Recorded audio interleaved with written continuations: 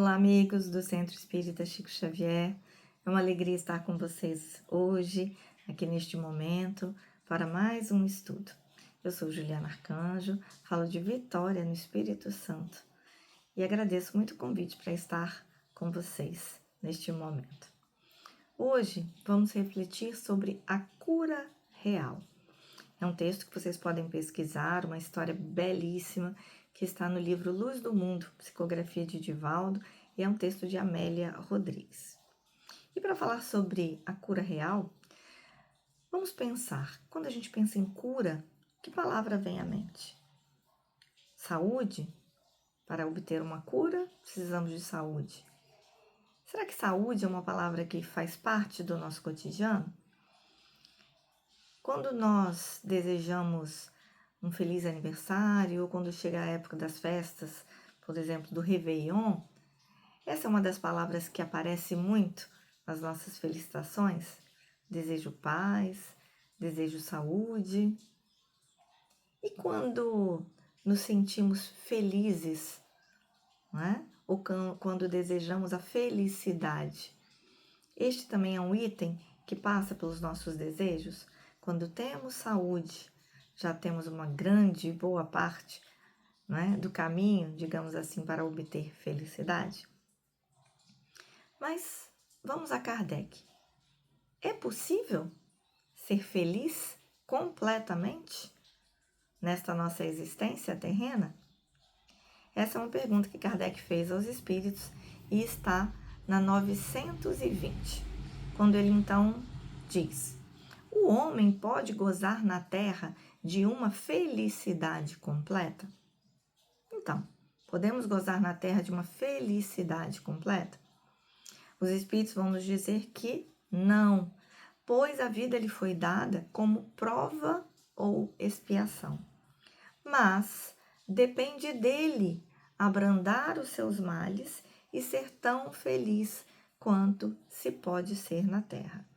Ou seja, depende dele, depende de cada um de nós abrandarmos os nossos males.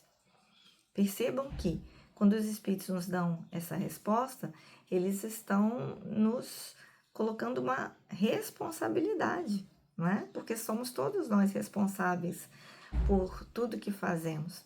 Joana de Ângeles, ela tem uma frase que ela nos diz que somos herdeiros de nós mesmos. Se somos herdeiros de nós, tudo aquilo que nós fazemos, né, nós deixamos os rastros e as consequências, positivas e negativas também, para nós, não é mesmo? Então, depende de nós abrandarmos os nossos males. Eu começo com essa reflexão, antes de iniciar a nossa história sobre a vida real, para que a gente perceba o peso, mas não peso como uma coisa ruim, mas o valor, não é? Do nosso livre-arbítrio, o valor das nossas escolhas, dos nossos comportamentos em nossas vidas. E iniciando, então, essa história, que vou repetir mais uma vez, está no livro Luz do Mundo, Jesus vai nos contar que em sua época, não é? Nesse período em que ele esteve conosco e realizando muitas curas, uma jovem no auge dos seus anos, digamos que da adolescência, indo para sua vida adulta, com muitos sonhos, uma jovem muito talentosa, que cantava maravilhosamente bem e se destacava, ela tinha todos esses dotes e esses dons, mas ela sofria de uma condição que era uma paralisia. Ela não andava, ela vivia em uma cadeira de rodas. E nessa época, vivendo, né, na mesma época de Jesus, e ouvindo falar das curas que ele realizava, ela pediu aos pais que a levassem, não é, até Jesus. Mas essa história começa com esta jovem, com esta moça, que se chama Lavínia, contando isso já adulta, já na sua madureza, em uma residência de uma patrícia romana com quem ela morava, falando sobre o Cristo. E falando sobre o Cristo, a romana, né, esta senhora com quem ela morava, achou estranho a forma como ela falava do Cristo, como dando a impressão de haver uma admiração, não é? E neste diálogo entre as duas, esta senhora pergunta: olha, da forma como você está falando, me parece que você tem uma admiração por esses cristãos. E Lavínia fala que admira a forma como os cristãos, eles são ordeiros, eles são pacatos, eles são resignados. E já nessa época, o Cristo já crucificado, quando ela narra isso, começam a haver muitas perseguições aos cristãos e como eles não são rebeldes. Mas ela ainda falando, né, sobre o Cristo e sobre tudo isso, esta romana fica realmente muito surpresa e continua a perguntar: mas você o conheceu? Por que você fala dele desta forma? O que você conhece sobre esses cristãos? Então, vamos retomar ao início que comecei a contar, quando essa moça jovem pede aos pais que a levem até o Cristo para a busca da cura da sua paralisia. Este fato, então, se dá na casa de Pedro. E ela, quando encontra Jesus, ele, como muitas vezes fazia, pergunta à jovem: que queres que eu te faça? E ela diz a Jesus que eu volte a andar.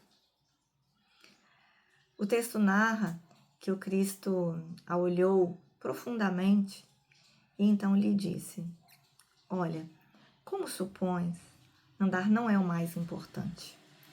Eu vou lhe dar algo muito melhor, algo muito mais valioso.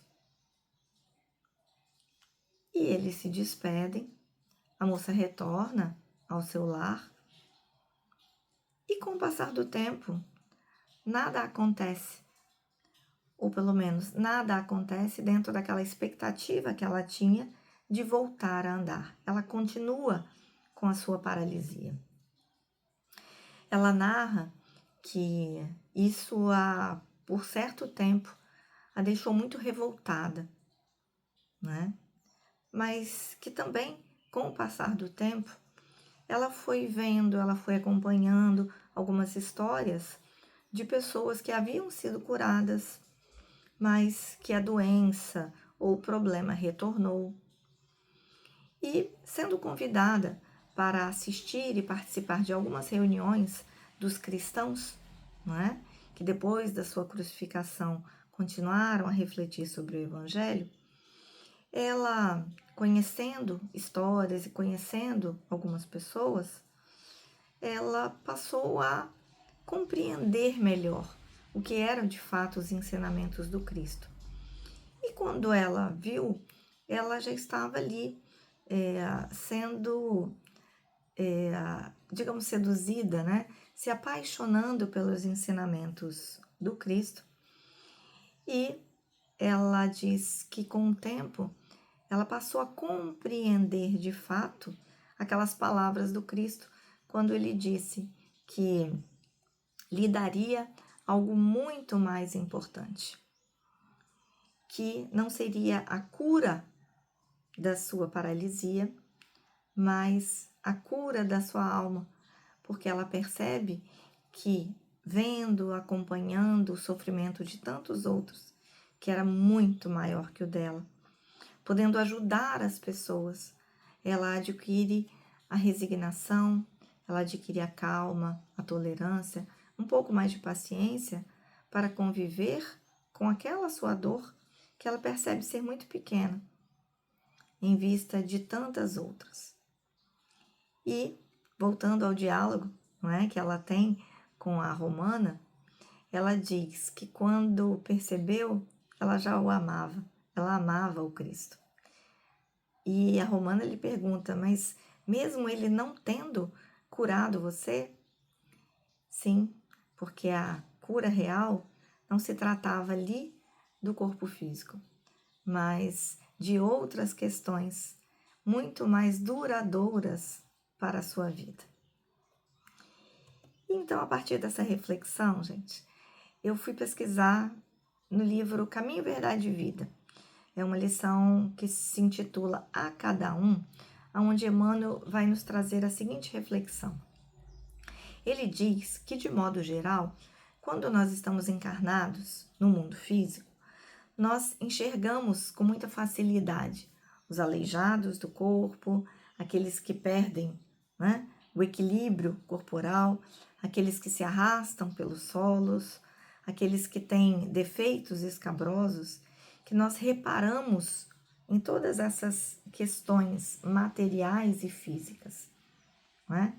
Percebe que muitas vezes em nosso cotidiano, às vezes no dia a dia nosso, se a gente vai usar como ponto de referência as pessoas, o que nós dizemos? Bom, não vou dizer a gente, né? Mas vou falar de mim. Falo assim, não, tá do lado daquela pessoa ali que é muito alta, daquele que é muito baixinho, ou daquele que é mais cheinho, né? Ou daquele que é o careca. Nós nos apegamos, na grande maioria das vezes, nesses detalhes do nosso corpo físico. Tamanho a importância que nós damos a isso. Então, Emmanuel vai dizer que, em geral, quando encarnados, nós reparamos isso. Mas poucas vezes, não é? Nós não possuímos visão suficiente para perceber o quê? Outro tipo de, digamos, defeito, outro tipo de deficiência, que é a deficiência das doenças do espírito, daqueles que são os coxos do pensamento, daqueles que são os aniquilados do coração, daqueles que são os paralíticos da paciência, da impaciência, não é mesmo? E com isso, então, a cura dos nossos espíritos doentes e paralíticos, ela é muito mais importante, porquanto ela se efetua com vistas o quê? A eternidade. Curar os corpos, a gente cura, mas eu curo para essa existência, onde eu tenho esse meu CPF agora, com o nome de Juliana. Mas quando eu curo, de fato, a minha alma, quando eu curo a minha intolerância, quando eu curo a cegueira do orgulho ou a cegueira do egoísmo, isto vai para além desta existência, Juliana. Vai para muitas outras. É o que eu disse antes, que quando, na minha próxima encarnação, eu estarei herdando este ganho, né? Mas o tom da pele, outras características físicas, elas mudam completamente. Agora, aquilo que de fato nós adquirimos, nós desenvolvemos, nós evoluímos moralmente, isso nos acompanha em todas as nossas, na nossa vida futura. Então, ainda neste texto de Caminho, Verdade e Vida, não é, de Emmanuel, ele faz a seguinte pergunta: o que estamos semeando hoje no campo da saúde espiritual? O que hoje, como semeadores, nós semeamos em nós, no campo da nossa saúde espiritual? É muito importante semear, por exemplo, uma boa alimentação, semear atividade física para nos mantermos fortes, né? Num envelhecimento do nosso corpo de forma saudável. Mas e se pensarmos também em semear, né, no campo da nossa saúde espiritual, a não reclamação? Porque quando reclamamos, nós nos envenenamos, espiritualmente falando, e as consequências disso também muitas vezes vão para o nosso corpo, não é? Será que então nós podemos semear no campo da nossa saúde espiritual a tolerância, a paciência, sermos mais otimistas, a alegria, não é? O bom humor para diante das dificuldades, e quando encontrarmos uma porta fechada, nós buscarmos e procurarmos as janelas, as possibilidades de encontrar soluções e respostas, não é? Será que também no campo da saúde espiritual não é importante nós semearmos a disciplina da oração ou a disciplina da meditação? E, novamente, buscando lá no Livro dos Espíritos, agora na questão 933, vamos refletir com Kardec, quando ele fala aos espíritos. Se o homem em geral, o artífice de seus sofrimentos materiais, né? Sê-lo-á também dos sofrimentos morais, somos responsáveis, então, pelos nossos sofrimentos materiais. Somos também pelos sofrimentos morais? Vamos ver o que os espíritos nos respondem. Mais ainda, né? Mais ainda responsáveis. Pois os sofrimentos materiais, nos dizem os espíritos, são às vezes independentes da vontade, não é? Por quê? Porque estamos aqui em provas e expiações. Precisamos de determinados sofrimentos na carne, de determinadas limitações, não é? Físicas para o nosso aprendizado, para a condução daquilo que nos propomos na evolução dessa existência. Enquanto o orgulho ferido, a ambição frustrada, a ansiedade da avareza, a inveja, o ciúme, todas as paixões, enfim, constituem torturas da alma.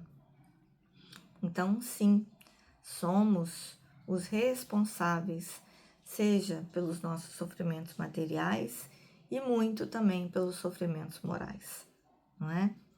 Quando sentimos, por exemplo, uma inveja, não é como às vezes, ai, Deus me deu esse castigo, não existe isso. Nós semeamos essas condições em nós.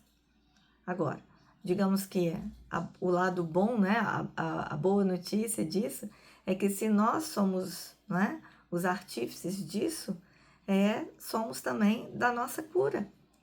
Somos também responsáveis por fazer essa mudança, por buscar novos comportamentos, né? Empreender uma nova vida em nossas vidas. E para isso, para a gente refletir um pouco mais sobre isso, eu quero trazer uma segunda história. Recapitulando, na primeira história, né, na história de Lavínia, nós falamos sobre a cura real.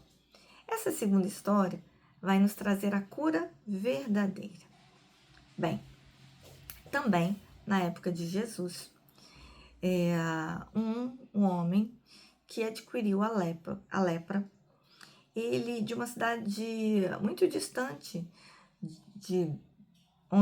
por onde o Cristo andava, ali, né, em Cafarnaum, Jerusalém. Ele era de Sidom. Ele conta que certo dia, no diálogo, ele já havia sentido os primeiros sinais da doença, mas a esposa, num momento de fúria, acabou falando em voz alta, não é? Digamos, no momento de desabafo ali, falando alto, o chamou, não é? De leproso.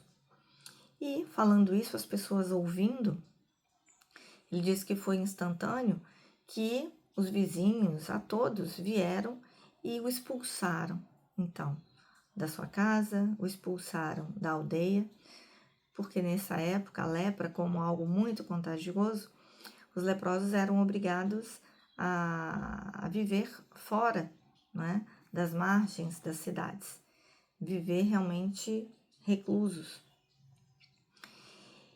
E ele diz, não é, este homem, que foi um momento de muito sofrimento para ele, ser excluído, ter que viver escondido, com então a doença, mesmo que no início vivendo todo tipo de dificuldade, começando a avançar, né, na putrefação da carne, ele começa a ouvir falar sobre Jesus.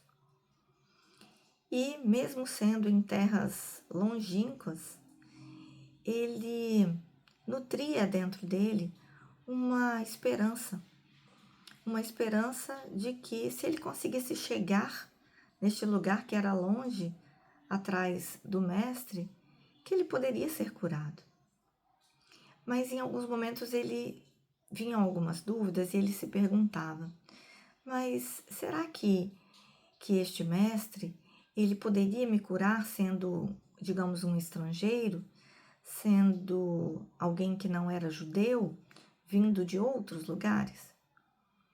Mas ao mesmo tempo que ele tinha esse tipo de pensamento, ele acreditava e pensava: mas mesmo eu sendo um estrangeiro, ou mesmo eu não sendo um judeu, eu creio em Deus.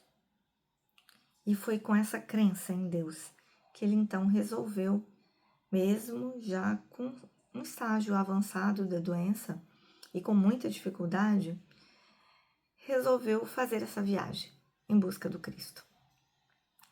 E foi realmente uma viagem longa, uma viagem muito dolorosa.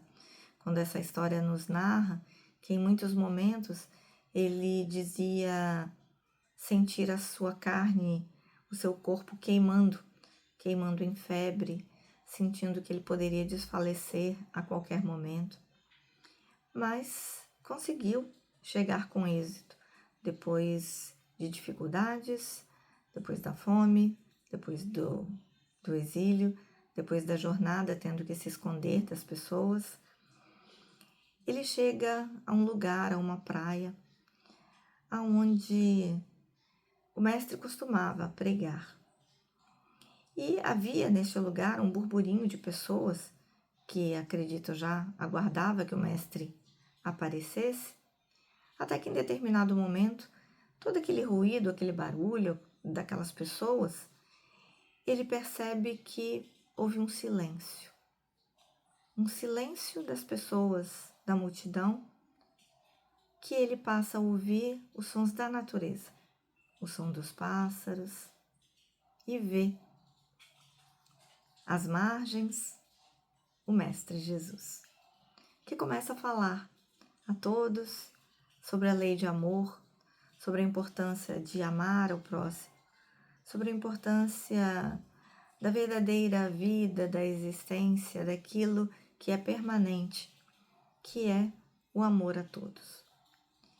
Ele fica ali extasiado, encantado com a energia, com as palavras, até que as palavras do mestre, o mestre é interrompido por um homem que se joga aos seus pés. Era um leproso que suplica: mestre, me cure. E Jesus perguntando: o que queres que eu faça? Que eu seja curado da lepra. Ele diz então para aquele homem: sê limpo, vá. E o homem foi curado da lepra. Bom, mas o estrangeiro estava ali acompanhando e escutando tudo, que também tinha lepra, e se pergunta naquele instante: como chegar também até o mestre? Como fazer para também obter a cura? Até que, quando ele percebe, ele não precisou ir até o mestre, mas o mestre estava diante dele. E então, o mestre lhe pergunta: que queres que eu faça? E nesse instante ele diz: que eu tenha a paz.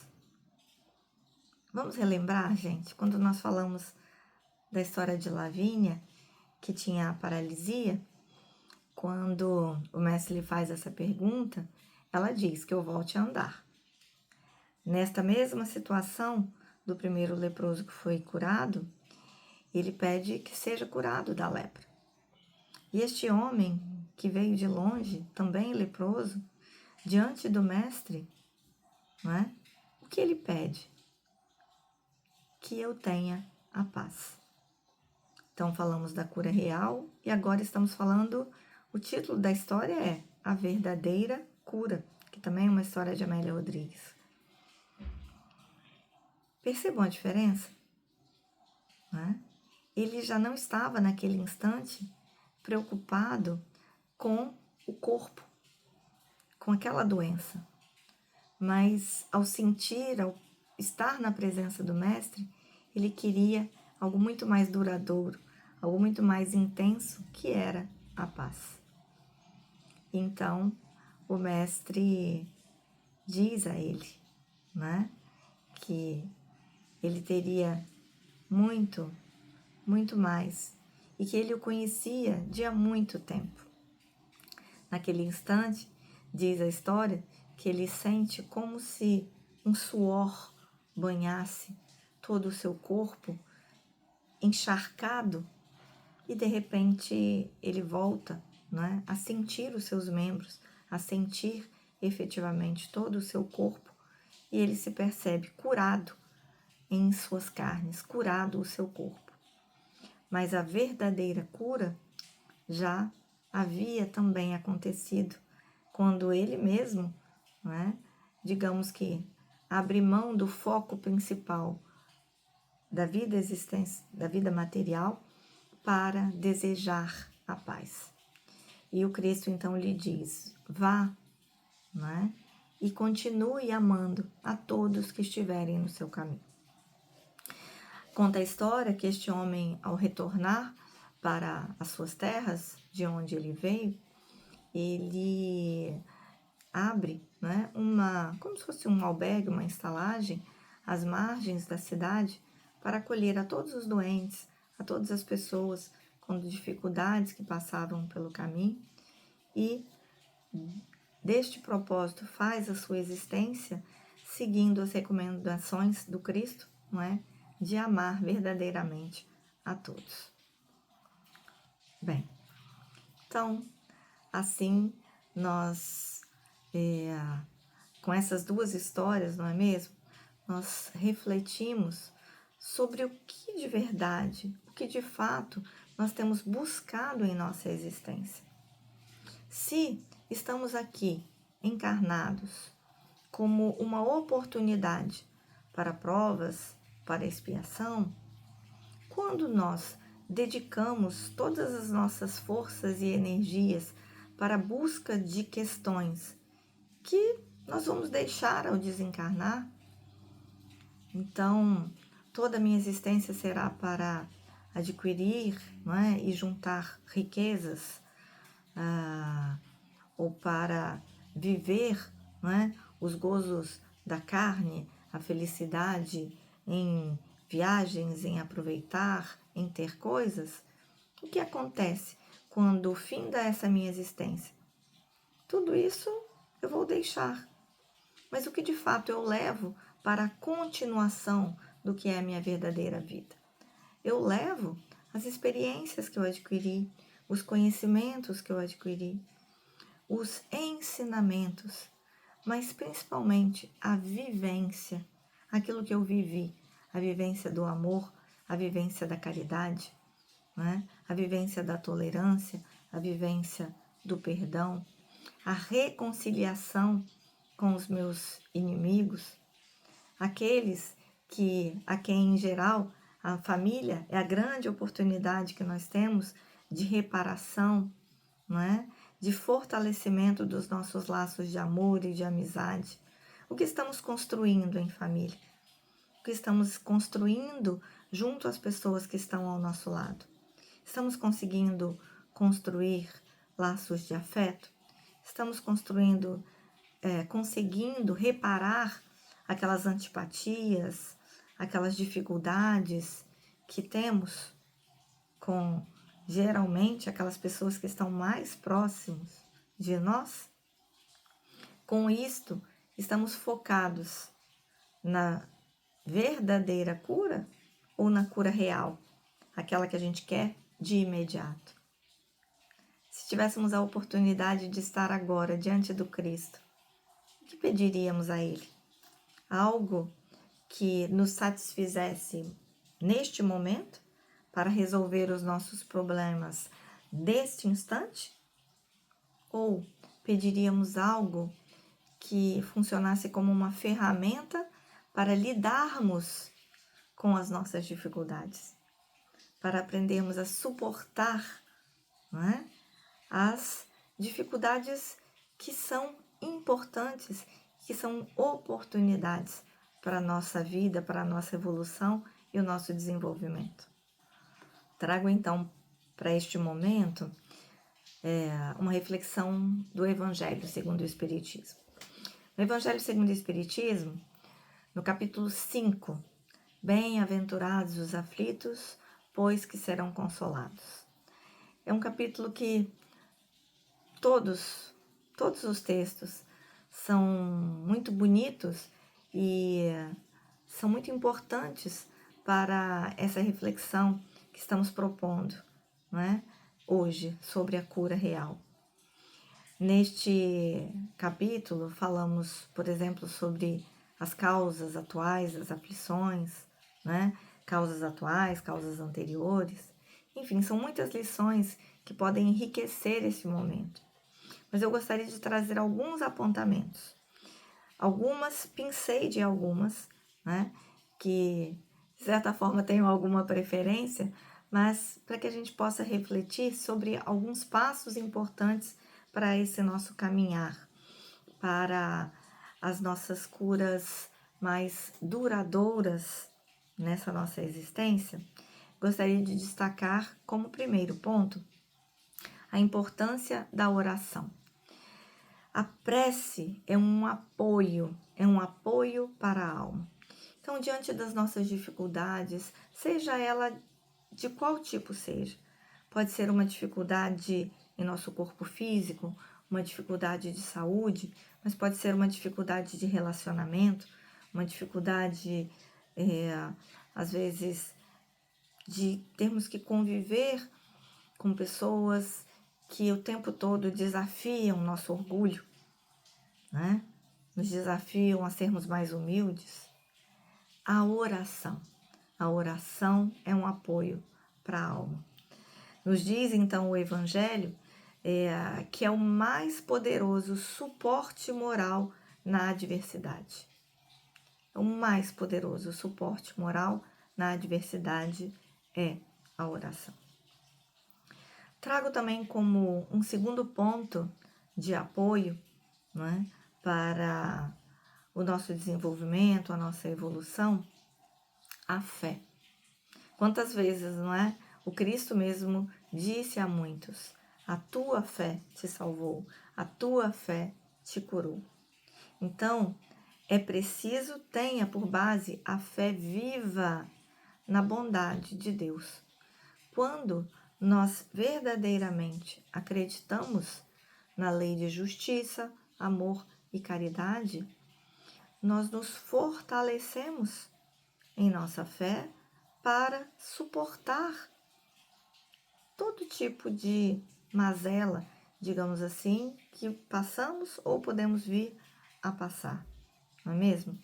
Vamos relembrar, olha, quando eu contei a história do homem leproso, quando ele começou a ter dúvidas se o Cristo o receberia ou não, porque ele era estrangeiro, o que o fez ter certeza, não é? Ter a fé de que ele poderia ser atendido pelo Cristo. A certeza de que ele também era filho de Deus. Independente se professava uma outra religião, digamos assim, né? Se vinha de outras terras. E então, o que nós estamos pensando nos nossos momentos de dificuldade? Nós estamos acionando a nossa fé, como a mulher hemorroísta, que sabia que se ela ao menos tocasse ali no cordão das vestes do Cristo, ela poderia ser salva, não é mesmo? Será que nós podemos, mesmo que pequenininha como um grão de mostarda, acionar em nós a nossa fé? Podemos suportar com muito mais força, com muito mais vigor, com muito mais saúde espiritual, disposição, as nossas, digamos, dificuldades? Bem, então trago como um terceiro ponto para a nossa reflexão a importância da firmeza. é importante dominar os ímpetos da impaciência, da cólera ou do desespero, não é? Dizei de vós para convosco, palavras do Evangelho, cheio de justiça e satisfação. Fui o mais forte. É preciso, não é? Como Emmanuel que nos diz no livro Pensamento e Vida, que como se fosse uma administração pública, onde existem vários gabinetes, acima de todos os gabinetes, há o gabinete da vontade. Acima de tudo, a nossa vontade. Então, acionando este gabinete que está acima de todos, não é?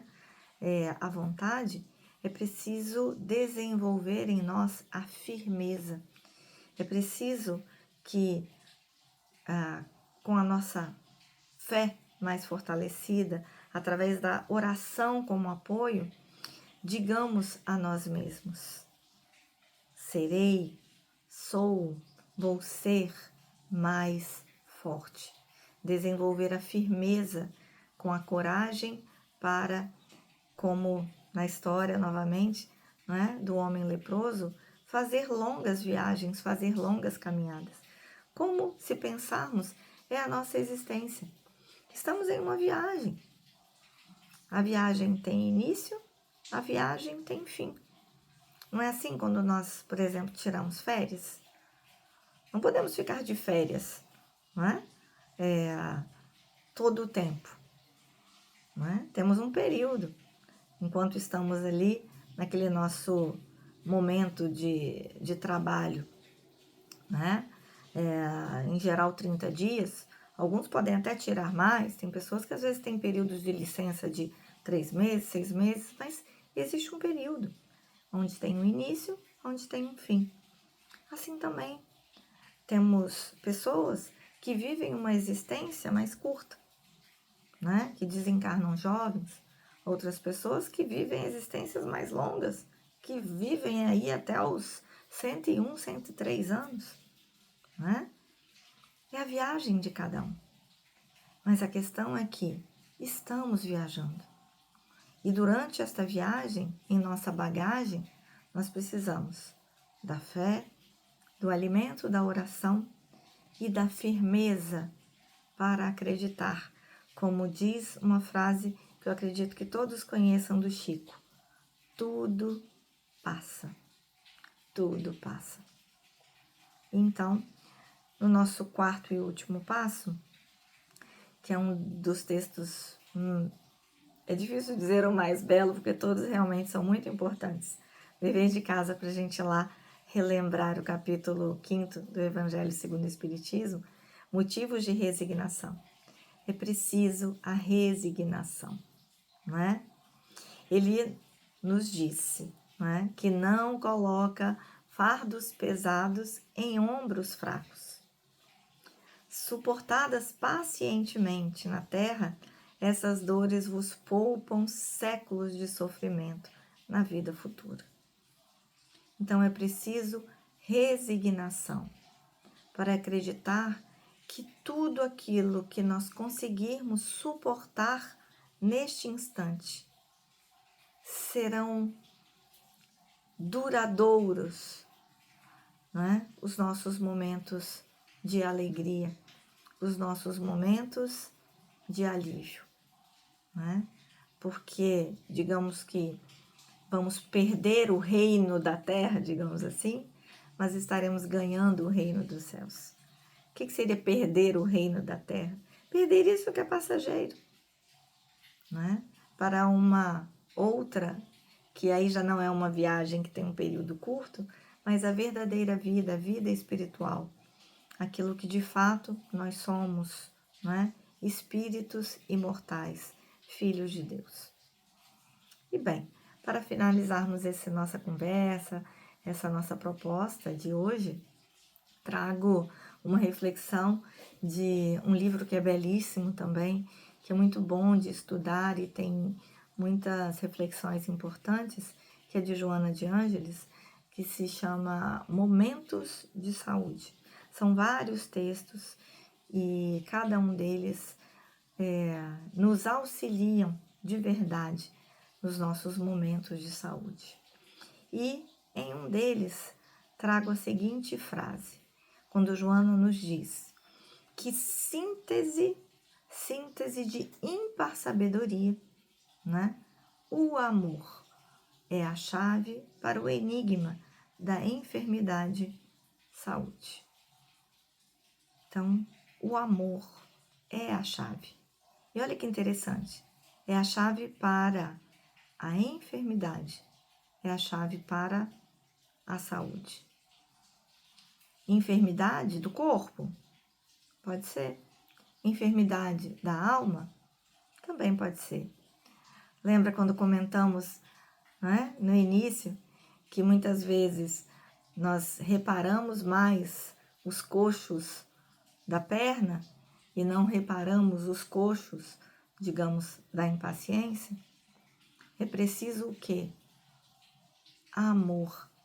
Amor pela nossa condição, amor pela condição daqueles que estão conosco em nossa jornada.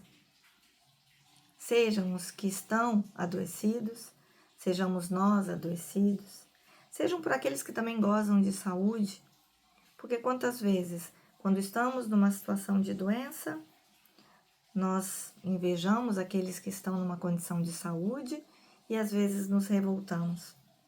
Não conseguimos passar pelo passo da resignação. Ou o contrário, quando nós estamos na condição de gozar de saúde do corpo físico e convivemos com uma outra pessoa que não tem a saúde do corpo físico plena, e então nós não conseguimos desenvolver o amor através da paciência, através da caridade, através do cuidado, de estar ao lado deste nosso irmão. Se alguém aí passa por essa situação, não é, às vezes de cuidar de alguém enfermo, como é desafiador. Ou como é desafiador quando nós estamos também enfermos, depender dos outros para fazer determinadas coisas. Será que o verdadeiro desafio, muito além daquela dor física, não é a dor do orgulho de ter que depender, às vezes, de alguém para nos auxiliar num banho, numa higiene? Vamos refletir sobre isso. Qual, de fato, tem sido a nossa maior dificuldade? Ela está relacionada a dificuldades do nosso corpo físico ou relacionada às nossas dificuldades morais? Do orgulho, da falta de humildade, do nosso egoísmo, de querermos as coisas para nós, de querermos a atenção para nós, de acreditarmos que, por exemplo, quando estamos doentes, merecemos toda a atenção, todos têm que prestar atenção somente em nós. E não sabemos dividir também o tempo com os outros. Bem, todas essas reflexões, irmãos, trago para que possamos de verdade nos observar, parar, refletir sobre como estamos nos cuidando. E ao nos cuidarmos, quanto melhor nós empreendermos essa mudança em nós, nós poderemos também dividir esta mudança em nós para uma mudança de amor para todos aqueles que convivem conosco, não é?